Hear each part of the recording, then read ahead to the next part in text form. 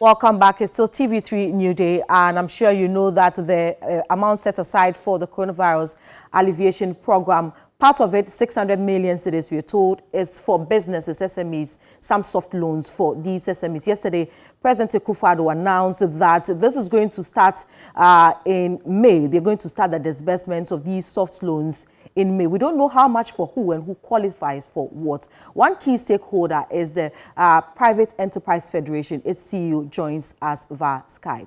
Good morning, Nana Osei-Bonsu.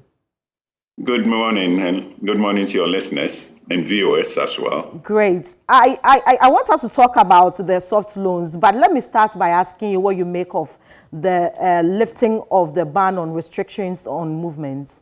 What do you make of that? Well, it's a welcome opportunity, but it's also a dangerous situation because how do my employees feel comfortable that they can travel from their homes to the office and back without contracting any disease?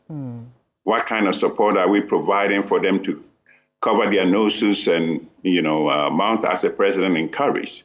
So as much as businesses want to restore and get into business, we also have to have the confidence of the employee, because if they worried, they come to the work site and they're not going to be able to work.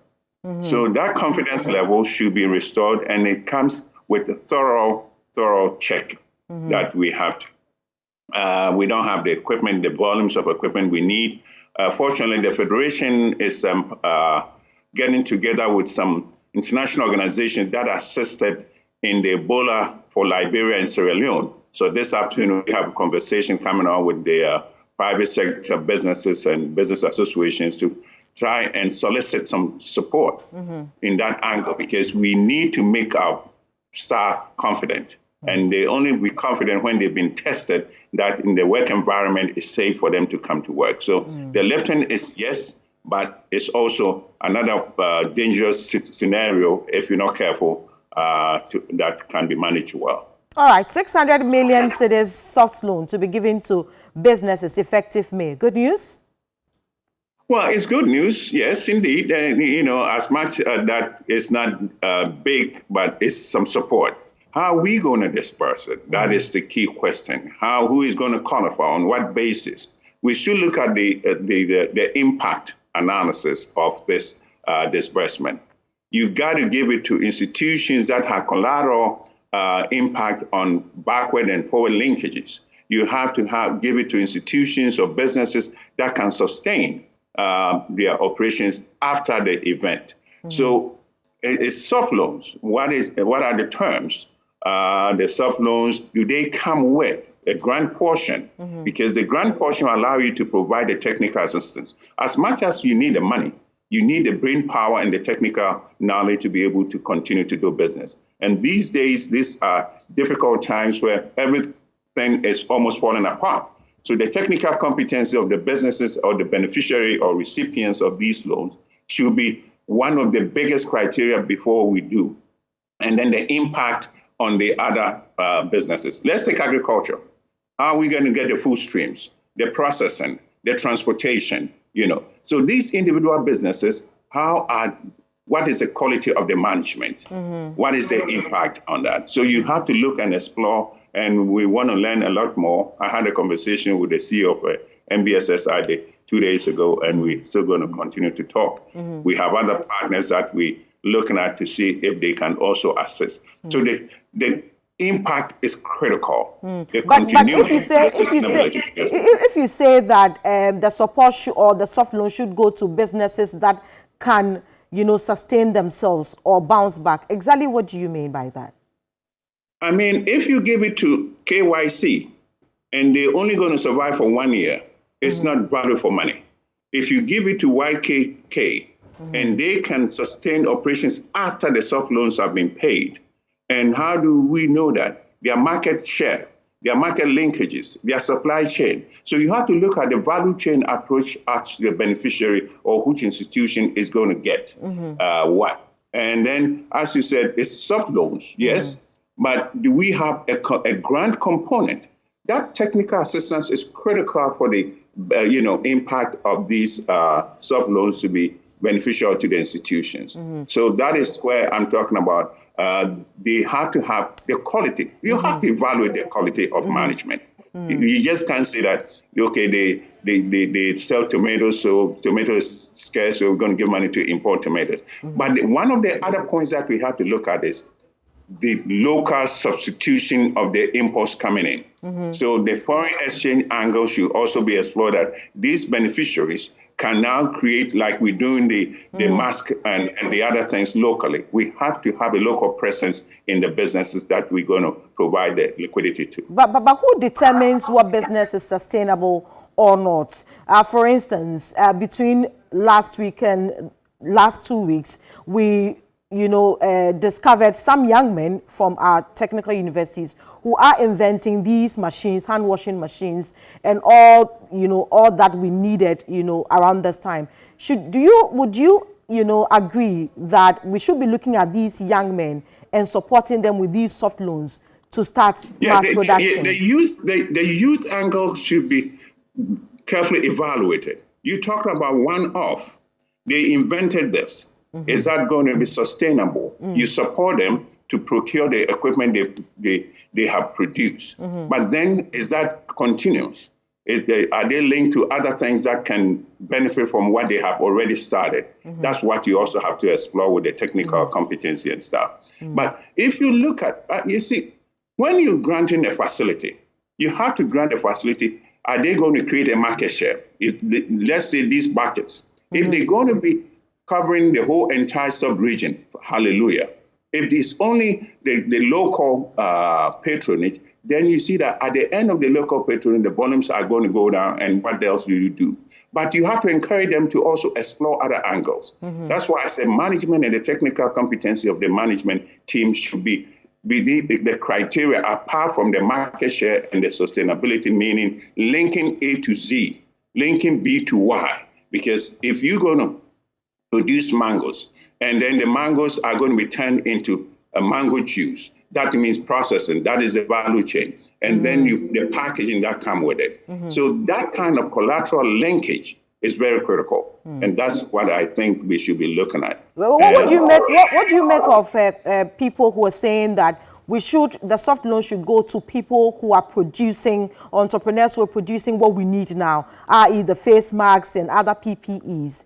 Do you agree that we should give the soft loans to people because that is what we need currently? Yes, your immediate needs have to be answered, have to be catered to. That is no two ways about it. But once you've taken care of the immediate needs, you can't just sit idle and go on simultaneous or subsequent engagement. You have to be also planning as to, once you satisfy the immediate needs, what are the medium-term effects? What are you going to do after that? So that planning stage is now, whilst you disperse into the people that are creating the mask and all. The mask, we need millions. We need millions of the masks going on. But is that the end of it? What about the testing equipment? What about the other equipment, PPEs that we need? So, but then once you're taking care and people are surviving, what are they going to eat? So the food angle and the food system should also be explored. And the banking system, talking about people's monies that are locked up and they can't have access to it, and government making arbitrary decision that they're going to give them bonds that are zero coupon or zero interest for 5 years. That's unacceptable. The government doesn't have the authority to determine what people use their money for. The government determines what it uses its money, and now it's getting into business. The business people will take it and then create the job opportunities and the entrepreneurial kind of activities that will galvanize to the economic recovery. Because without business, the economy is not going to recover. Government alone cannot do it. And government doesn't have the capacity. So if we're talking about the beneficiaries, the small, medium enterprises, they are the key. But they on their own are lay on their back, So you need the big players like the MTN, the Toyota, the auto industry to lift them. How do you do that? Incentivize them that if you support SME of this angle to do ABC, you can take a tax exemption the next 2, 3, 4 years. It's not immediate, but they now have an opportunity to create the leverage and create the liquidity that the small and medium enterprises will need. Because government alone, 600 million is not enough. We need billions. So 600 million is not enough, looking at the number of people we are having to support or the number of businesses that need support at this time. But so let me ask, are you working with government, or has government consulted the various stakeholders, i.e. PEV, GUTA, and other associations, you know, the on government how, is in touch. Go ahead. Go ahead. Okay, so with some of us relative to what he's doing and how these things are going to be dispersed and all. There's no one solution. There's no one way of doing it. There are a variety of ways, and depending on what impact you're trying to achieve. And that is why I said that you have to look at the entire value chain and where you can get value for money. So yes, the government, you see, these are difficult times. The government itself is trying to save its citizenry, and it's also making interventions that the businesses can take advantage of. So the businesses themselves will also wake up and say, okay, what can we do for ourselves? What do we need government to help us to do on our own? So we have a conversation coming up 2 p.m. Today with PEF membership and others, looking at what can we do? How can we leverage on the international partners that we have created? How can we look at the Foreign Business Association and have a combined fund for private sector to be able to do this? Link the small to the medium to the maximum, and then go to government policy framework that will incentivize the kind of connectivity that we're looking at. I'm interested in this. The meeting you're having with government, what have they been telling you? I mean, if it's the president, what has the president been telling you? Do we know who is getting what, how much they're giving to who, the modalities with the disbursement?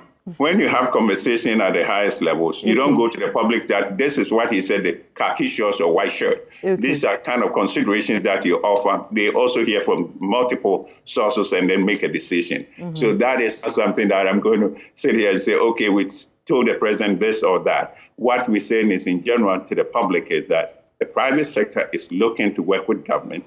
You have individual private sector on their own doing things, donations and other things. You have individual private sector also looking and doing things in silos. And we want to create a comprehensive private sector strategy that enhances on what we do, instead of the silo approach that had been going on. Nana Osebunsu, we are grateful that you made time to speak with us. We are extending the discussion on Business Focus tonight, so we want viewers to make a date with us. So we'll see you at 6 p.m. on Business Focus tonight. Nana Osebunsu is CEO of the Private Enterprise Federation. And basically what he's saying is that corporate Ghana must support government's efforts at, supporting SMEs to bounce back. We know that this has been hard on businesses. That's more New Day. Don't go away.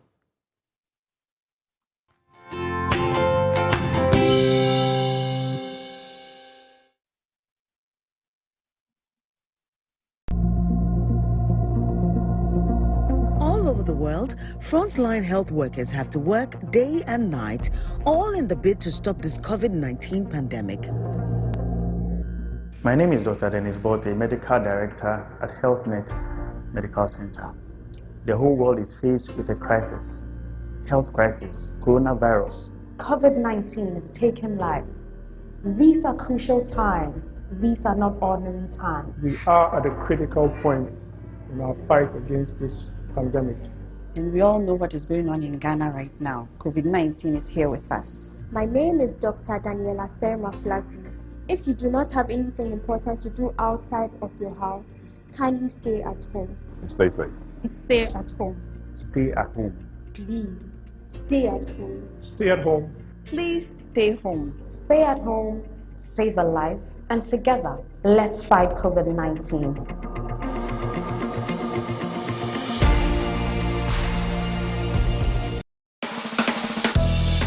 So much has changed globally since the outbreak of COVID-19. We've never had anything like this, where we've shut down the U.S. economy for medical reasons. We continue to admonish service providers not to profiteer with their goods and services at this time. Everything, even the untouchable, our religion. Religious events such as services in churches and mosques have been suspended. How has this global pandemic affected you and me?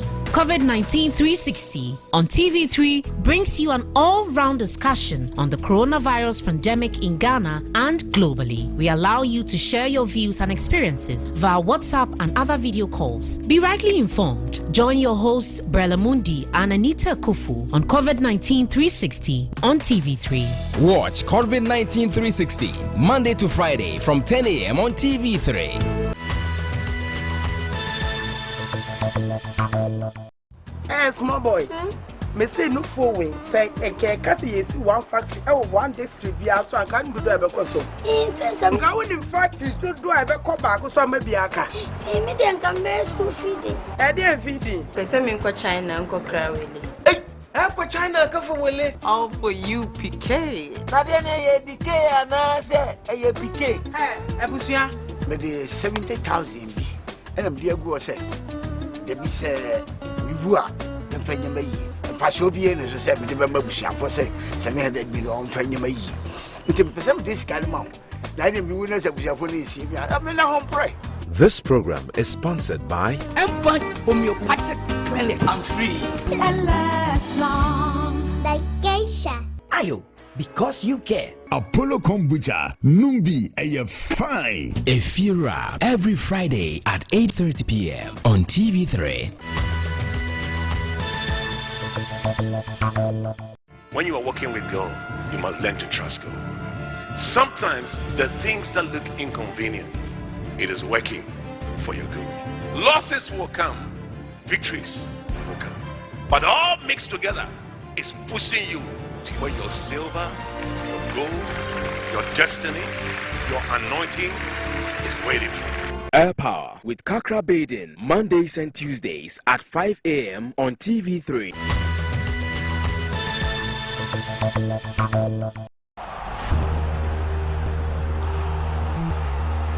Absolutely stunning.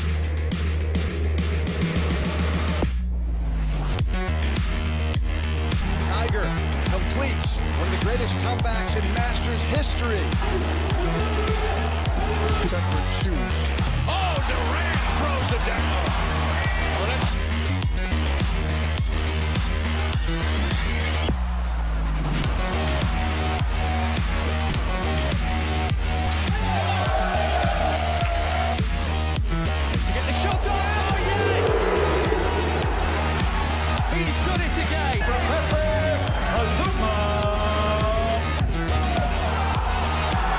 Sports Station shows Mondays at 9 p.m. Brought to you by Betway. Ghana AIDS Commission.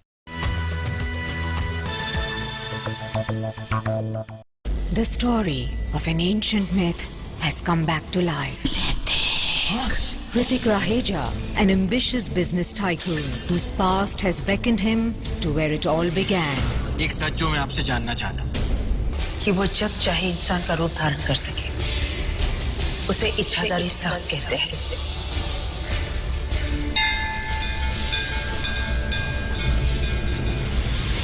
His dreams, his reality are all becoming entangled in a web of secrets. An unbelievable truth that has come to destroy everyone he loves, he cherishes, he protects. नागिन लौट आई है, अब वो तुझे नहीं छोड़ेगी. A saga of love, a tale of revenge. Nagin.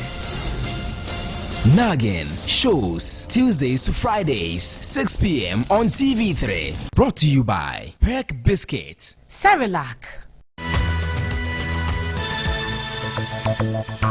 I bring that down, me can't shake it. Me yo love out, best make it. When me come with it, my man who's a pit.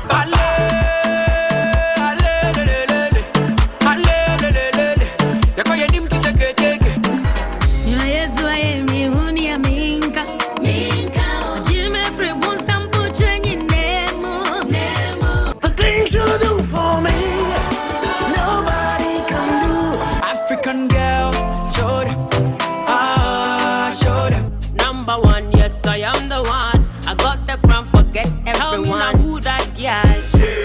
It be me that girl. Tell me now who that.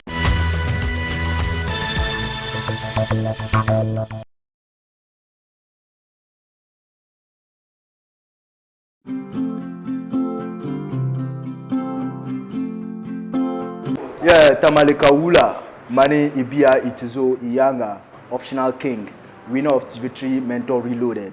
And Tapo Hambia Peti, the new coronavirus, Kambakuba Nanzang, Bilim Hankal in Shalenti, the Yanchata to Lang Balvayala, to Hanyangle. And Tapilgun, Quam Pilimene, the Langu, be the Fong Guabo, be the Yerang Chende, Domine Doromanyala, Dwarshel den Lura. So the Pantamang Pam Catadu Bianbo. Kargal segare te samba ne yibo dinyancheka ate ugwa manfen yala kasukuto zan doroma na te loga nta dan lam pahnyame te bin yara shihbo be te bin yara boblebo de betune arin bin sha'a ka shihra be ka chane in shihra bin yara domin doroma na mal ya shamma sunu to malle ka kana te shihle ka ba mi ka kale ka kana te shihe ka doroma loga so te kpan te manfen yala pam kate balage te bin yara shihbo din ya ja doroma beto chumte nangbina chuta te mine to kuto ku cheben sha kam shihbo to amma ayan shebe an shihbe sha'o akpan la ma ka pa nu ven yala ngane chibo kum sa hana anu pa ma punam pa be ana shara malben sha ka te bonde le hand sanitizer ka yusilem bobiel funan anu ne nannane din ya shihma ba doroma karbato inpya nangbina na ta tuma tuta Fongwa ma pun yalle ba di zala talhazo o kar ku zeni shachang darbutu na chang be de zala talhana chang akpang la ma ajina samban puluka di face mask silmi gambal men sha face mask kar limsere nyinsal nyemi no nwele za akwan zang limsa nyemi na nwele di anchi ajina samban ne kabato votu la po ambiama de lampa an yan tim be ayan ko hamme akpang la ma silmi gambal men sha akatbo de tissue ka nyele mra ma de sa an yan tim anto tim nang da puni bi anto ko ham nang danne kazan nang bola puni be an banye tissue ma around mir ka tim tan pun tim de shamma banga man ka yusi akun pangushe tim de yan chika duroma bato nye swale in pia nang bana puni en no kula en partial nyama te chali at ninni yerang boblebo be ka bobla am shahad nyebe an walbe atable ka nu da'i lama dan tonya la bolla duroma she pulu kazan marani ni ay nyama kara dole swelpe so ta bilim hankal no kunye shelen bala kan wannan zantin ya mfu ya ka pa let's rock baby